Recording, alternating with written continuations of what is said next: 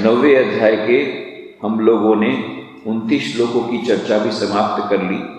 30वां श्लोक हमने प्रारंभ किया था, जहाँ पर कि भगवान श्री कृष्ण कहते हैं, अपि चेत सुदुराचारो भजते माम अनन्य भाग साधुरेव समन्तव्यः सम्यक व्यवसितो हि सः।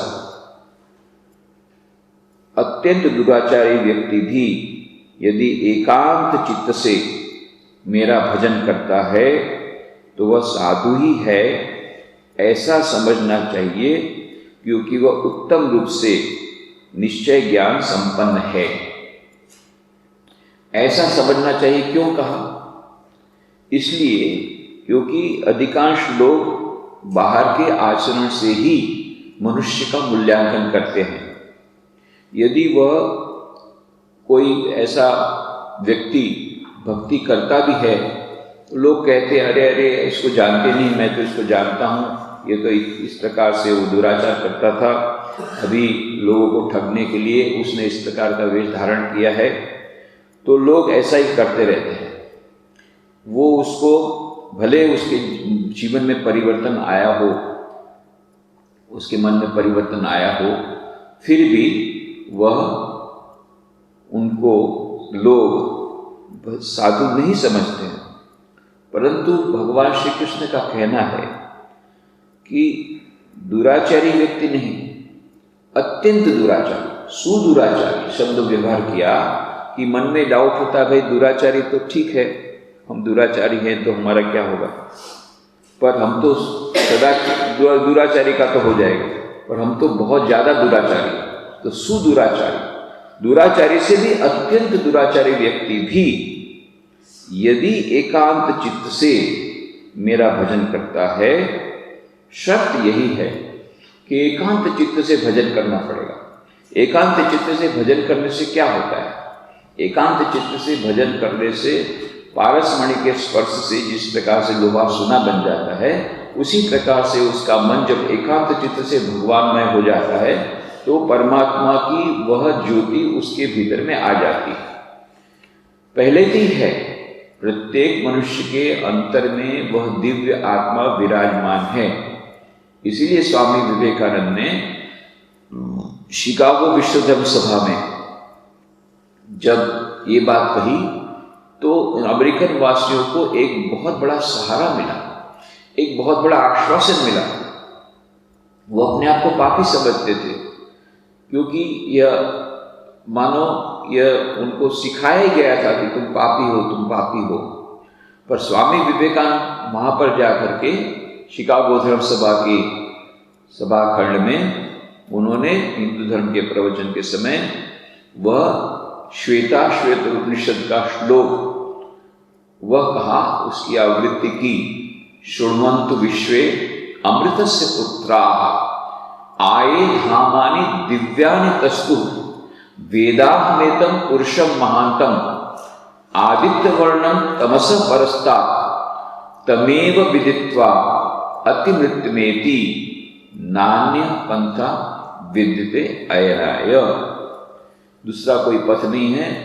ये अमृत के संतानों सुनो, तुम लोग जो स्वर्ग में हो, देवता तुम भी सुनो, मैंने उस परम पुरुष को जान लिया है जिनको जानने से सभी दुखों से निवृत्ति होती है और परम शांति प्राप्त होती है। दूसरा कोई मार्ग नहीं है। यह जो ऋषि मुनियों ने श्वेताश्वेत उपनिषद में जो उनकी ऋषि मुनियों की वाणी, यह हमारे इस युग में स्वामी विवेकानंद जी ने वहाँ पर शिकागो धर्म सभा में सुनाई। अमेरिकन वासियों को उनसे कहते हुआ, हे अमेरिका वासी भाइयों और बहनों, मुझे तुमसे यही कहना है कि तुम अमृत की संतान हो। मुझे ये कहने दो तुमको, अमृतस्य पुत्राः, तुम सभी अमृत की संतान हो, शाश्वत सुख के भागीदार हो। प्रत्येक के भीतर में वह दिव्य आत्मा पहले से विराजमान है, उसको लाने की आवश्यकता नहीं है। तुम्हारा मूल स्वभाव ही परम चैतन्य स्वरूप है, परम सच्चित आनंद स्वरूप, यह तुम्हारा मूल स्वरूप है। अभी जो हुआ है वह तो बाहर की, वह मानो बाहर का पर्दा है, बाहर की तह है, वो बाहर का मैला जमा हुआ है। उस मैले को साफ करने से आईने में अपना प्रतिबिंब दिखेगा, केवल साफ करने की ही बात है। ऐसा नहीं है कि हमें उस दिव्य आत्मा को प्राप्त करना है, परमात्मा को प्राप्त करना है। तुम अमृत की संतान हो, शाश्वत सुख के भागीदार। वेदांत पाप की बात कभी नहीं स्वीकार करता। स्वामी विवेकानंद ने कहा, वेदांत केवल भूल की बात स्वीकार करता है। Vedanta does not recognise sin, it recognise error, and the greatest error you are making when you call yourself a sinner. सबसे अधिक तो तुम भूल तब जब करते हो जब तुम अपने आप को पापी कहते हो। क्यों? जो सत्य है वो यही है कि चाहे कोई इतना भी दुराचारी से दुराचारी व्यक्ति भी हो, मनुष्य हो, प्रत्येक मनुष्य के भीतर में वह आत्मा विराजमान है, दिव्य आत्मा विराजमान है, सच्चिदानंद स्वरूप परमात्मा विराजमान है। एष सर्वेषु भूतेषु गुणो आत्मा न प्रकाशते दृश्यते त्वग्रया बुद्ध्या सूक्ष्मया सूक्ष्मदर्शी भी। कठोपनिषद ने कहा प्रत्येक मनुष्य के भीतर में, वहां यह नहीं कहा कि केवल पुण्यात्माओं के भीतर में, धर्मात्माओं के भीतर में नहीं, कि केवल हिंदुओं के भीतर में नहीं, केवल पुरुषों के भीतर में नहीं, चाहे किसी भी जाति का हो, किसी भी देश का हो, किसी भी धर्म का हो, चाहे दुराचारी हो, सदाचारी हो, प्रत्येक मनुष्य के भीतर में वही दिव्य आत्मा विराजमान है। एष सर्वेषु भूतेषु, सर्वेषु कहीं ब्रैकेट नहीं, वहां सर्वेषु के भीतर में फिर नहीं कहा एक्सेप्ट दिस इन दिस, ऐसा कभी नहीं कहा। ये अपवाद ऐसा नहीं कहा उसने। सर्वेषु भूतेषु, जितने भूत माने जीव, जितने जीव हैं, जितने मनुष्य हैं, सभी के भीतर में सर्वेषु भूतेषु गुणो आत्मा, वो आत्मा चुप करके बैठा हुआ है, न प्रकाशते, दिखता नहीं है। तो फिर उसका प्रमाण क्या है? दृश्यते, किसी किसी को दिखता है। किसको दिखता है? दृश्यते त्वग्रया बुद्ध्या सूक्ष्मया सूक्ष्मदर्शी भी, जो सूक्ष्म से सूक्ष्म दृष्टि रखते हैं, उस ऐसी दृष्टि वाले वो उन आत्मा को देख सकते हैं। तो यह मानो एक अज्ञान का पर्दा है, सभी मनुष्य के भीतर में वो पर्दा है। जिस दिन वह पर्दा दूर हो जाएगा, उस दिन वह सच्चिदानंद स्वरूप परब्रह्म परमात्मा हो जाएगा। उस दिन वह उस सच्चिदानंद घन परमात्मा का स्वरूप उसका आपको वापस मिल जाएगा। ये हमारा स्वरूप है ही, ऐसा नहीं कि हमको प्राप्त करना है, परंतु ये जो पर्दा हटेगा तो स्वरूप तो है ही है। केवल अज्ञान का पर्दा दूर करने की बात है। इसीलिए कबीर ने कहा, घूंघट का पट खोल रे तो है पिया मिलेंगे, कटु को वचन मत बोल रे तो है पिया मिलेंगे। तुझे प्रियतम के दर्शन अवश्य होंगे, पर अज्ञान का पर्दा दूर करना पड़ेगा, बस इतना ही है। तो इसलिए चाहे किसने कितने भी पाप किए हों, कितने भी दुष्कर्म किए हों, जब उसको ये पता लग गया कि एक परमात्मा ही मेरे सर्वस्व हैं, अनन्य चित्त से यदि वो ईश्वर की आराधना करता है, तो जब अब उसको वह यह अनुभूति हुई है, वो चाहे किसी भी प्रकार से हुई हो। हमने कई उदाहरण देखे, पिछले वक्त हमने कहा था, कितने सारे उदाहरण हमारे शास्त्रों में भरे पड़े हुए हैं, जहां अत्यंत दुराचारी से दुराचारी व्यक्ति, अंगुलीमाल भी भगवान बुद्ध के संस्पर्श में आकर के कैसा उसका परिवर्तन होता है, और वह मानो वह साधु बन जाता है, सज्जीवन यापन करने लगता है। साधु का मतलब केवल सन्यासी नहीं, जो भगवा वस्त्र गेरुआ वस्त्र धारण नहीं। साधु का मतलब है अच्छा आदमी, ये साधु आदमी है। साधु तो कहने का मतलब, तो वो भी साधु हो गया। और वो डाकू नारद मुनि के संस्पर्श में आकर के राम राम जपते हुए मरा राम भी नहीं जप सका, उल्टा काम किया था, तो उल्टा ही राम मरा जपा, पर उससे भी वह भगवान का नाम लेता रहा, उल्टा ही सही नाम लिया भगवान का, और वाल्मीकि ऋषि बन गए। तो ऐसे कई उदाहरण हमने पिछले हफ्ते देखे थे, किस प्रकार से पारसमणि के स्पर्श से जिस प्रकार से लोहा सोना बन जाता है, वो भीतर की जो दिव्यता के स्पर्श में आकर के, और जब अज्ञान का पर्दा दूर होता है तो वो दिव्यता का स्पर्श मिल जाता है। इसलिए कहा गया है कि अनन्य भाव, शर्त यही है एकांत चित्त से। तो एकांत चित्त से का मतलब विभिन्न प्रकार से कहा जाता है। एकांत चित्त से मतलब कहा गया, आचार्य शंकर ने लिखा है, इस श्लोक में भगवान की भक्ति की महिमा विशेष रूप से वर्णित है। उनकी भक्ति की ऐसी महिमा है कि अत्यंत निंदित आचरण करने वाला व्यक्ति भी यदि एकांत भक्ति से ईश्वर का भजन करता है तो साधु ही है। अनन्य भाव शब्द का अर्थ लिखते हुए श्रीधर स्वामी ने कहा, अन्य देवता भी वासुदेव ही हैं।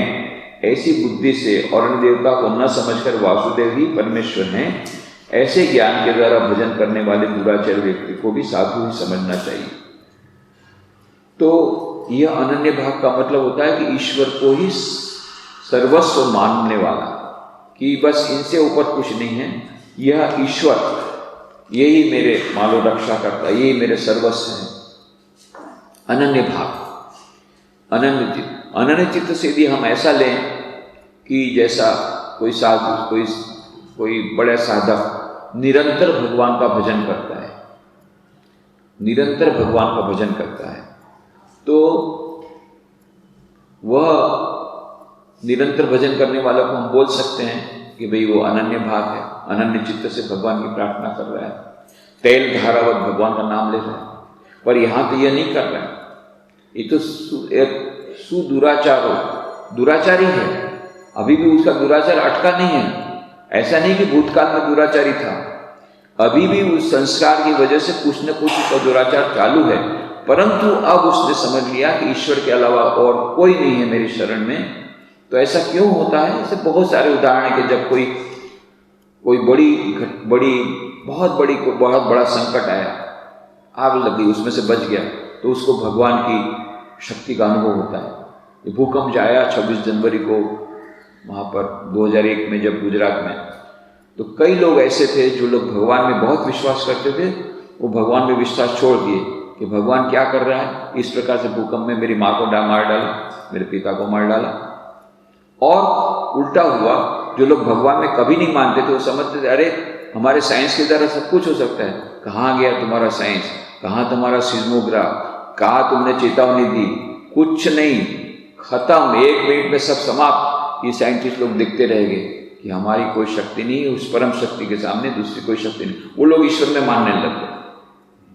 तो ऐसा यदि कोई हो जाए, कोई अकस्मात हो गया, कोई एक्सीडेंट हो गया, उसमें से बच गया, अरे उस परमात्मा ने मुझे बचाया, तब उसको अचानक भले दुराचारी होने के बावजूद भी यदि उसको वो श्रद्धा आ गई कि नहीं मेरे को बचाने वाला भगवान है, कभी भी कोई भी ऐसी आफत है तो बचा सकता है, मुझे बचाया है, तो उसमें वो श्रद्धा उसके कारण आ गई। या फिर किसी संत महात्मा के संस्पर्श में आ गए, जैसे भगवान बुद्ध के संस्पर्श में अंगुलीमाल आया, परिवर्तन हो गया।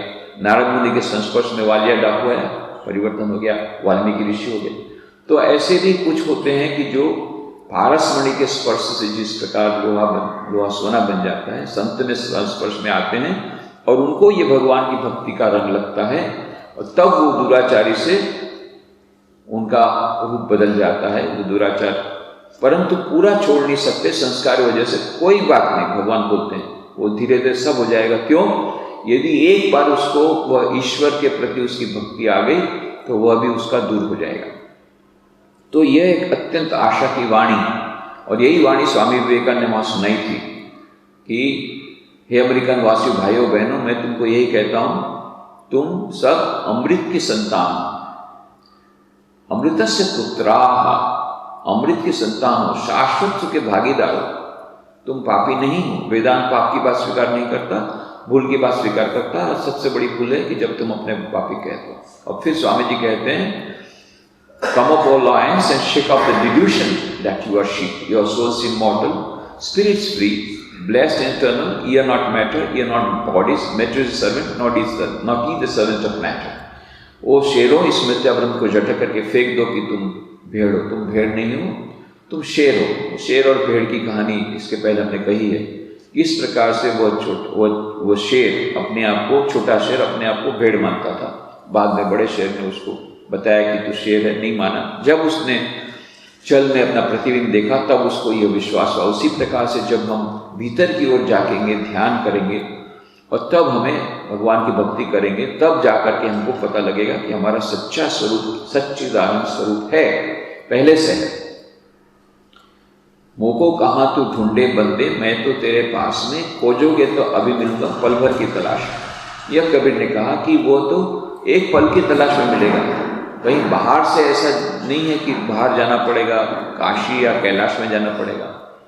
जो भीतर में ही है वह परमात्मा, तो और कहीं खोजने की आवश्यकता नहीं। पर यही है कि अज्ञान के पर्दे को दूर कर दो, घूंघट का पट खोल दो और तुरंत वह मिल जाएगा, वह ईश्वर की प्राप्ति हो जाएगी, चैतन्य तत्व की प्राप्ति हो जाएगी। तो यहाँ पर यही कहा, अपि चेत सुदुराचारो भजते माम अनन्य भाव साधुरेव स मंतव्य। क्यों कहा मंतव्य? क्योंकि बाकी लोग मंतव्य नहीं मानते हैं। वो लोग मानते हैं कि नहीं, वो तो अभी भी दुराचारी है और अभी भी मान लो कुछ सदाचार करता है, भक्ति करता है, वो दिखावा है। पहले हमने देखा है कितना वो खुद खराब काम करता था। ये तो सबको, दूसरों को ठगने के लिए इस प्रकार का वेश धारण किया है या भक्ति का स्वांग करता है। तो परंतु भगवान कहते नहीं,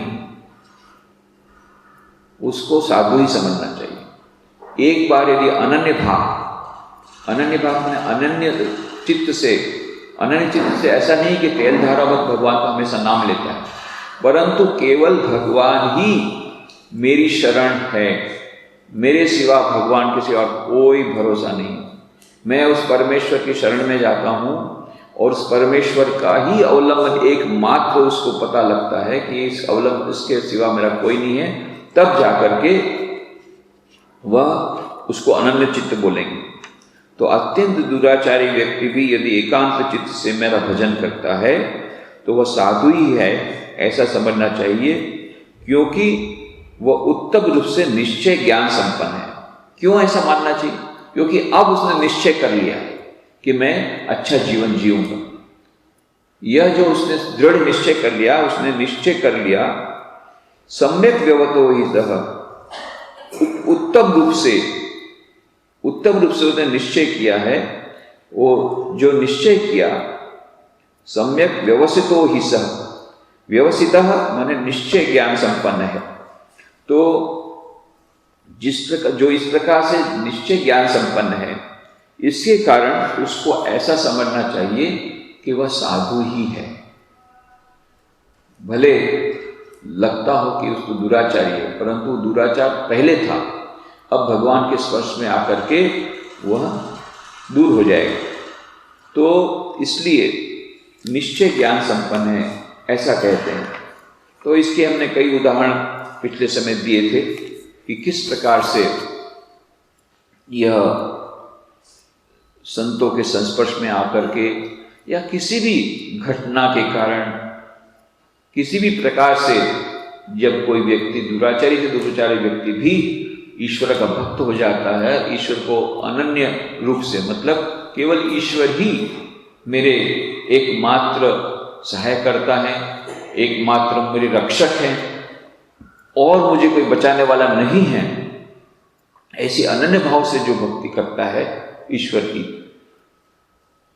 तो भगवान श्री कृष्ण बोलते हैं ऐसे दुराचारी व्यक्ति को, जिसने इस प्रकार से निश्चय किया है, अच्छा निश्चय किया है, भक्त बनने का निश्चय किया है, भक्ति को अपना रहा है, उसको भी साधु ही मानना चाहिए।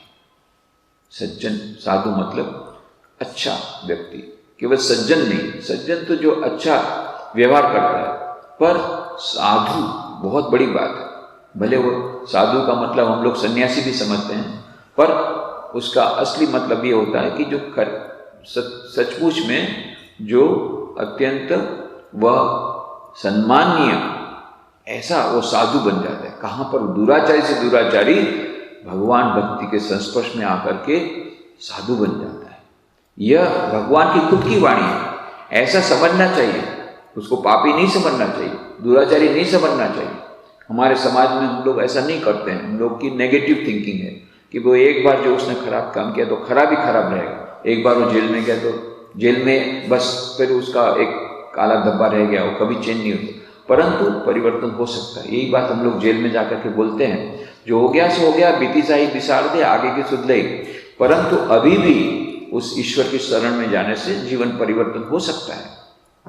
केवल वो निश्चय की बात है कि नहीं मुझे परिवर्तन करना है, तो वह ईश्वर की सहायता से वह जीवन पूरा अबाउट टर्न हो सकता है। पूरा paradigm shift, complete about turn, पूरा का पूरा इस तरफ आ सकता है। क्यों? भगवान की भक्ति की ये विशेषता है। भगवान की भक्ति की ये विशेषता है, परमात्मा की भक्ति की ये विशेषता है। परमात्मा की उपस्थिति का कारण उसके, जिसने परमात्मा को अपना सर्वस्व मान लिया, अनन्य चित्त से जब उसने भजन किया, तब उसका वह परिवर्तन हो जाता है और वह मानो उसको साधु ही समझना चाहिए। हमें कहानी आती है न्यू टेस्टामेंट में, किस प्रकार से एक स्त्री से कुछ दुराचार हो गया था और सभी लोग, पूरी भीड़ इकट्ठी थी, सब उसको पत्थर से मार रहे थे। पत्थर से मारने के लिए सबने पत्थर उठा लिया और जीसस क्राइस्ट वहां पर हाजिर थे। बोले रुको रुको रुको, पहला पत्थर वही मारेगा जिसने कभी अपने जीवन में कोई दुराचार नहीं किया। धीरे धीरे सब सरक गए, कोई नहीं रहा।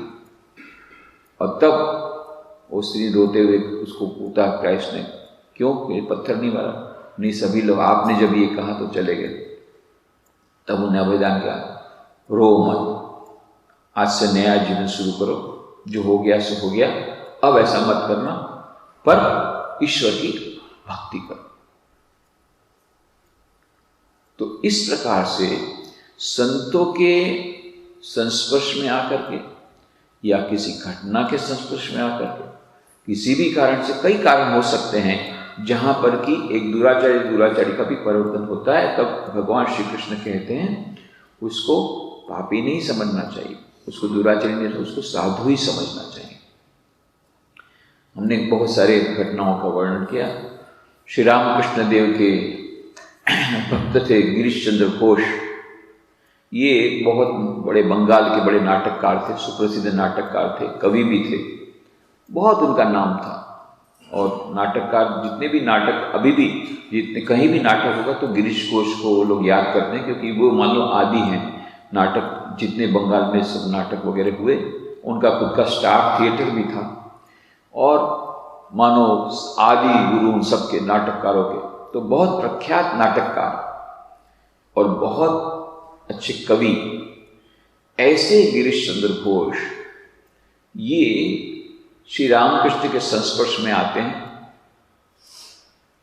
वो कोई संत महात्मा में मानते ही नहीं थे, ईश्वर में मानते ही नहीं थे। बचपन में माँ दुर्गा की मूर्ति को अपने खुद के हाथों से खंडन किया था और कोई भी दुराचार उन्होंने ऐसा कहा था कि यदि आपको श्री रामकृष्ण की महिमा का कोई अंदाज लगाना है कि श्री रामकृष्ण कितने महान हैं, तो स्वामी विवेकानंद के जीवन की ओर मत देखना। स्वामी विवेकानंद बड़े अच्छे घर के परिवार के एक युवक थे, वकील घर के युवक थे, सज्जन व्यक्ति के पुत्र थे। ऐसे सज्जन व्यक्ति के सुपुत्र को नरेंद्रनाथ में से स्वामी विवेकानंद बनाना कोई बड़ी बात नहीं है। पर यदि श्री रामकृष्ण की महिमा जानना हो तो इस गिरीश की ओर देखना कि जो दुराचारी से दुराचारी व्यक्ति को भी उन्होंने, श्री रामकृष्ण देव ने अपनी कृपा से संत बना दिया और कहा था ऐसा कोई भी दुष्कर्म नहीं है दुनिया में जो मैंने नहीं किया। और कहते थे कि मैंने जितनी शराब की बोतल पी है, एक के ऊपर रखो एक, तो माउंट कैलाश से भी ऊपर चली जाएगी। कवि थे इसलिए उस भाषा में बोलते थे, माउंट कैलाश से ऊपर चली जाएगी इतनी बोतल मैंने शराब पी। ये गिरीश घोष आकस्मिक रूप से श्री रामकृष्ण के संस्पर्श में आते हैं। श्री रामकृष्ण देव ने जब सुना कि वहाँ पर चैतन्य लीला नाम का नाटक स्टार थिएटर में हो रहा है गिरीश घोष के। तो उन्होंने इच्छा प्रकट की श्री रामकृष्ण की चैतन्य लीला नाटक में देखने जाऊंगा। भक्तों ने कहा क्या बात करते हैं, आप नाटक देखने जाएंगे, आपको पता नहीं है उसमें जो अभिनेत्रियां काम करती हैं वो जितने रोल करते हैं अभिनेत्रियां करती है। उस समय के जमाने में अभिनेत्रियों को, नटियों को अत्यंत हेय दृष्टि से देखा जाता था। जो हेय से हेय स्त्री को जिस प्रकार हम देखते हैं समाज में, उसका नाम इस प्रकार से हम देते हैं, उस प्रकार के इक्विवेलेंट उसको माना जाता था। अत्यंत दुष्कर्म करने वाली स्त्री उस प्रकार से हेय दृष्टि से देखा जाता था अभिनेत्रियों को उस समय के जमाने में। आजकल तो एक्ट्रेस के लोग फोटो लगाते थे घर में, परंतु उस समय के जमाने में अभिनेत्रियों को इस प्रकार से हेय दृष्टि से देखा जाता था। और जितने रोल करते थे वो अभिनेत्रियां करती थी। यहाँ तक कि चैतन्य महाप्रभु का रोल भी अभिनेत्री। तो सब भक्तों ने कहा कि वहां तो अभिनेत्रियां काम करती हैं, उसमें उसको देखने आप जाएंगे। श्री रामकृष्ण देव ने कहा तो क्या हो गया, मैं उन अभिनेत्रियों में भी मैं मेरी मां आनंदमयी को देखूंगा।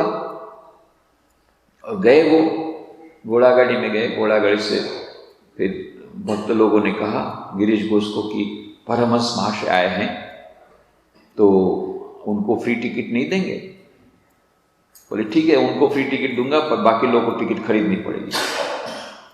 फिर उन्होंने कहा अच्छा, वो परमहंस महाशय नीचे घोड़ा गाड़ी में बैठे हैं तो आप उनको अगवानी करने, स्वागत करने नीचे नहीं जाएंगे क्या? बड़े परमहंस आए, मुझे स्वागत करने जाना पड़ेगा। फिर कैसे भी करके गए, नीचे गए। जैसे श्री रामकृष्ण घोड़ा गाड़ी से उतर करके, गिरीश घोष तो संत महात्मा मानते नहीं थे, तो ऐसे खड़े रहे करके, और श्री रामकृष्ण ने आकर के रामकृष्ण परमहंस ने नमस्कार किया। अब गिरीश घोष सोचे अरे इतने बड़े संत मुझे नमस्कार करते हैं तो शिष्टाचार की खातिर भी मुझे तो नमस्कार करना चाहिए। तो उन्हें प्रति नमस्कार किया। तो श्री रामकृष्ण ने झुक करके नमस्कार किया। अरे इतने बड़े संत इतना ऐसा झुक करके प्रणाम करते हैं, तो उन्होंने भी झुक करके नमस्कार किया। तो श्री रामकृष्ण ने एकदम झुक करके प्रणाम किया। गिरीश घोष बोला इतना मैं नहीं करता, गया, मैं हार गया।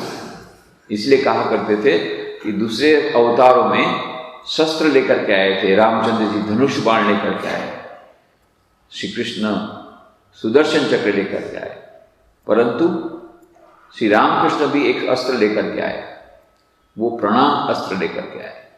प्रणाम के द्वारा उन्होंने संतों को पराजित नहीं किया, उन्होंने दुष्कर्मियों को पराजित नहीं किया, दुष्कर्मों को संत के रूप में परिवर्तित कर दिया। तो ये ऐसे गिरीश घोष। फिर बाद में नाटक देखा, नाटक देखने के बाद कैसा लगा, बोले असल नकल एक देखा।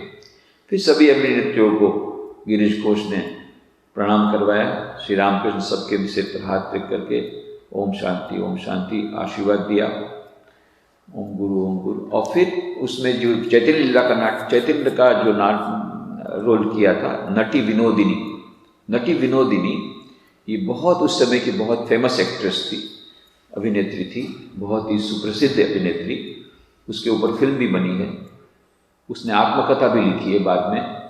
बस वो जो एक स्पर्श मिला श्री रामकृष्ण देव का, नटी विनोदी का जीवन परिवर्तन हो गया। उसने केवल 26 साल की उम्र में नाटक जगत से संन्यास ले लिया और सारा दिन साधन भजन में लगा दिया। अंतिम समय में वाराणसी में जाके रहती थी। अपनी आत्मकथा में लिखा कि बस वो एक स्पर्श हुआ, सारा जीवन परिवर्तन हो गया। बाद में जब श्यामपुर में श्री रामकृष्ण देव गले में कैंसर था तो उनको दक्षिणेश्वर से वहाँ ले गए थे ताकि कलकत्ता के भक्त उनको देखने के लिए जल्दी से आ सकें। बहुत दूर था दक्षिणेश्वर, श्यामपुर में लाए थे।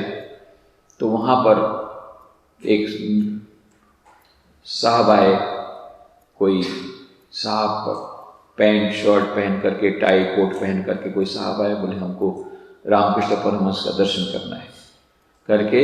जो बाहर जो द्वारवान थे, किसी को उस समय मिलने नहीं दिया जाता था। अब इतने बड़े साहब आए हैं तो उनको अंदर जाने दिया। वहाँ जाकर उसने प्रणाम किया और फिर बोला मैं नटी विनोदिनी हूँ। श्री रामकृष्ण बहुत हंसे, बोले कैसे आने दिया? बोले ऐसा ये ड्रेस पहन के आई।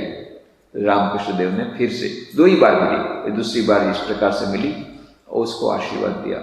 जीवन परिवर्तन हो गया एक स्पर्श से, और पूरा जीवन उसने साधना में डाल दिया। इधर ये श्री गिरीश घोष, इनको कहा था तो माना दक्षिणेश्वर आकर के देखा उन्होंने, श्री रामकृष्ण परमहंस मस्त होकर के माँ का गान कर रहे हैं और मतवाले होकर के नाच रहे हैं। श्री राम गिरीश घोष ने बोला ऐसा तो मैं, बोले इतना सारा मैंने ब्रिटिश भी पिया, सभी प्रकार का शराब पिया, इतना मस्ती तो मुझे कभी नहीं आया। तो किसी बोला वो कौन सा ब्रांड पीते हैं? उनको लगा कि ये भी शराब पी करके इस मस्ती कर रहे होंगे। तब उन्होंने कहा कि भाई ये दूसरा प्रकार का है, ये कहीं मिलता नहीं है दूसरी जगह ब्रांड, ये भक्ति का नशा है। और फिर बोले हमको यही नशा चाहिए। तब वो नशा श्री रामकृष्ण लगाया। फिर उनको बाद में बहुत लंबी कहानी है गिरीश चंद्र घोष की, भक्तमालिका के ऊपर किताब भी निकली है गिरीश घोष के ऊपर, यहाँ भी उपलब्ध है बुक स्टॉल में, लाइब्रेरी में। भक्तमालिका में भी उनका जिक्र आता है। पर कहने का मतलब, बाद में फिर श्री राम के पास आते थे, कभी बैठे, बोले मैं थोड़ा घूम करके आता हूँ। श्री रामकृष्ण समझ गए, आधे घंटे से बैठा है, वो तलब लगी है। बोले अरे यहीं घूम लो ना, वहाँ फिर घूमने के लिए बाहर क्यों जाते हो? ए बाबू रे देखे तो बाबू की गाड़ी में क्या है, ले आ तो पीछे। ये तो भाई अच्छे संत मिले, मैं तो समझता था मेरा सब बंद करवा देंगे, सामने से बुला करके पिला रहे हैं। बोले क्या करूं? बस बोले माँ को निवेदित कर देना और सब पीना। फिर बाद में एक बार उन्होंने सरेंडर किया। बोले मेरा, बोले अभी, बोले तुम दिन में 2 बार केवल भगवान का नाम लेना, उसी से हो जाएगा। दिन पे 2 बार कहाँ से लूँ? उठना का टाइम ठीक नहीं, सोने का टाइम ठीक नहीं, तो और ना नहीं बोल पा रहे। इतना छोटा सा बात कही, बोले तेरे लिए एकदम सरल से सरल कर दिया, तेरी मुक्ति का होता है। बोले ठीक है, ऐसा है कि केवल स्मरण कर लिया कर, उठने के बाद सोने के समय, उसमें भी चुप रहे। बोले ठीक है, खाते सोते थोड़ा थोड़ा स्मरण कर लिया कर। खाने का टाइम भी निश्चित नहीं, कभी खाएं कभी, सोने का निश्चित नहीं, कहाँ सोएंगे ये भी पता नहीं है, खराब जगह में भी सो सकते, वहां भी भगवान का नाम नहीं याद है, माँ का नाम याद, क्या होगा? कुछ भी नहीं करते हैं, कुछ भी कमिट नहीं कर पा रहे हैं और बोल भी नहीं पा रहे कि मैं इतना छोटा सा भी काम नहीं कर सकूँ। तो रामकृष्ण देव भावावस्था में आ गए, इतना भी नहीं कर पाएगा, अच्छा जा एक काम कर, तू मुझे वकालतनामा दे दे, तेरे बदले मैं ही भगवान का नाम दूंगा। तो बड़ा अच्छा लगा, अरे वाह, ऐसे भी मुझे पता संत मिलते तो मैं पहले से पता लगता तो और ज्यादा कुछ दुष्कर्म कर देता। बोले ठीक है, सब तुमको दिया, चलो वकालतनामा, और तुम्हारे दुष्कर्म वगैरह बोले सब मैंने ले लिया, तेरे सब पाप बोले मैंने ले लिए, चिंता मत कर, और तुझे क्या करना है? कुछ नहीं करना है, बस तू मुझे सब दे दे, मैं तेरे बदले भगवान का नाम लूंगा। ये तो बहुत बढ़िया हो गया, ऐसे संत मिल गए, बहुत अच्छा हो गया। तो बस वकालतनामा, पावर ऑफ अटॉर्नी, वकील लोग देते हैं, भाई मेरे बदले वकील को हम दे देते हैं, वकील मेरे बदले केस लड़ेगा। बोले उस प्रकार से मुझे वकालतनामा दे दे, पावर ऑफ अटॉर्नी, मैं ही तेरे लिए भगवान का नाम लूँ। तो बहुत निश्चिंत हो गए। एक दिन ऐसे बोलते बोलते देखा कि मैं सोचा हूँ कि इस प्रकार का मैं नाटक करूँगा। क्यों रे, तूने तो सब कुछ दे दिया है, अब तेरा मैं कहाँ रहा? ये कहे कि जगदम्बा की इच्छा रही, ईश्वर की इच्छा रही तो मैं करूँगा। गिरीश बोले तो बड़े फंसा पड़े, हर एक काम करते समय खाऊंगा तो भगवान की इच्छा होगी तब खाऊंगा, हर एक काम करो तो पहले तो 2 बार लेने का था, तो हर एक क्षण में भगवान का नाम लेना पड़ रहा है, क्योंकि उसको याद करना पड़ रहा है मेरा है कि नहीं। यहाँ तक कि बच्चा, बहुत अच्छा बच्चा हुआ था, कुंभ अवस्था में मर गया, रोने का उपाय नहीं, क्यों? ईश्वर की इच्छा से आया था, ईश्वर की इच्छा से गया, रोने का कोई अधिकार नहीं है मेरे को, सब ईश्वर की इच्छा से, मैंने तो पावर ऑफ अटॉर्नी दे दिया, फंस गए पावर ऑफ अटॉर्नी देकर। फिर उन्होंने कहा अच्छा ये सब मेरा पीना वीना सब, हाँ बोले वो सब चालू रहेगा, तू जो कुछ भी दुष्कर्म करेगा वो सब पाप मैं ग्रहण करूंगा, तू चिंता मत कर। बड़ा आनंद है। पर जहां शराब पीने जा रहे हैं तुरंत लगा, अरे ये मैं जो पाप करूंगा ये रामकृष्ण परमहंस को भोगना पड़ेगा। मेरी मां भी मुझसे प्यार नहीं करती है, वो भी घृणा करती है कि तू इस प्रकार से दुराचारी है, पियक्कड़ है, वो भी इतना प्यार नहीं करती है, और ये इतना प्यार करते हैं कि मेरे लिए सब कुछ, इतने पाप सहन करने के लिए तैयार है, इतना दुख सहन करने के लिए तैयार है, और मैं उनको ज्यादा दुख दूंगा शराब पी करके? नहीं नहीं नहीं, श्री रामकृष्ण कभी नहीं कहा कि तू शराब बंद कर दे। उन्होंने खुद ने, उनका जो प्रेम मिला उनको और ईश्वर का स्मरण मिला, तो उनका सारा जीवन बदल गया। बाद में अंतिम समय में वे संत हो गए और सारा दिन भगवान का नाम लेते थे, लोगों को दवाई बांटते थे, होम्योपैथी दवाई देते थे, और सारा जीवन उनका बदल गया। तो ये तो अभी पुराने जमाने की बात नहीं है, ये 100 साल पहले की बात है। गिरीश चंद्र घोष अभी 100 साल पहले की ऐतिहासिक बात है। चलो आप ये कह सकते भाई अजामिल का उद्धार हो गया भगवान के नाम से, भागवत में लिखा है, पता नहीं किसने देखा, अंगुलीमाल किसने देखा, कहानी है ना क्या है, ये वाल्मीकि ऋषि कहानी है ना क्या है, पर ये तो अभी की बात है, ऐतिहासिक बात है। गिरीश चंद्र घोष का जीवन चरित्र आप देखिए, अभी 100 साल पहले की बात है, ज्यादा नहीं हुआ, और किस प्रकार से श्री रामकृष्ण के संस्पर्श में आकर के जीवन परिवर्तन हो जाता है। तो यही बात जो भगवान श्री कृष्ण ने कही, अत्यंत आशा की वाणी, अपि चेत सुदुराचारो भजते माम अनन्य भाव साधुरेव समंतव्य सम्यक व्यवसतो ही सह। अत्यंत दुराचारी व्यक्ति भी यदि एकांत चित्त से मेरा भजन करता है तो वह साधु ही है, ऐसा समझना चाहिए, क्योंकि वह उत्तम रूप से निश्चय ज्ञान संपन्न है। तो यह जो कोई भक्ति करता है तो कितने समय में उसका परिवर्तन होगा? भक्ति के स्टार्ट करने के बाद कितने समय के बाद वो साधु माना जाएगा?